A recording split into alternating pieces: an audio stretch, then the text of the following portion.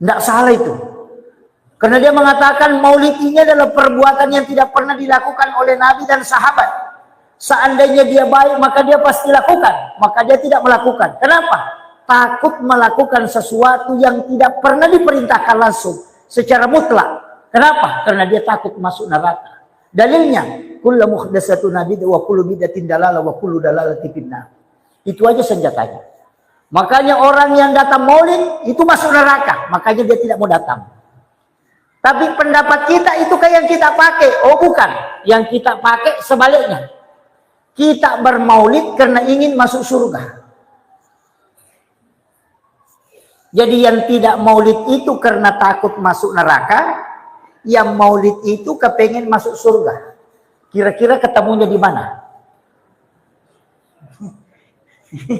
Ini dulu penting saya sampaikan. Makanya saya yang tidak maulid itu saya anggap biasa. Tapi Rasulullah itu ketika ditanya kenapa puasa hari Senin, salah satu alasannya adalah karena Nabi dilahirkan pada hari Senin. Artinya Rasulullah sendiri memperingati kelahirannya tapi dengan jalur puasa. Tapi ini kalau ulama terbagi dua, ulama hadis dengan ulama hikmah, itu sudah beda. Kalau ulama hadis itu kita puasa setiap hari Senin sunnah. Tapi kalau ulama hikmah itu sudah terbagi dua. Berpuasa pada hari Senin itu puasa sunnah kelahiran Nabi. Tapi kalau kita lahir hari Selasa, puasa hari Selasa. Kalau lahir hari Rabu, puasa hari Rabu. Tapi tetap puasa pada hari Seninnya. Kenapa? Rasulullah berpuasa pada hari Senin karena memang dia dilahirkan hari Senin.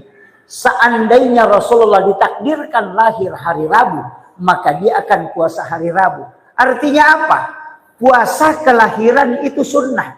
Bukan penentuan harinya, tapi penentuan kelahirannya. Seandainya Rasulullah dilahirkan hari Kamis, maka dia akan puasa hari Kamis. Inilah ulama hikmah mengatakan, hari apa engkau lahir, maka puasakan.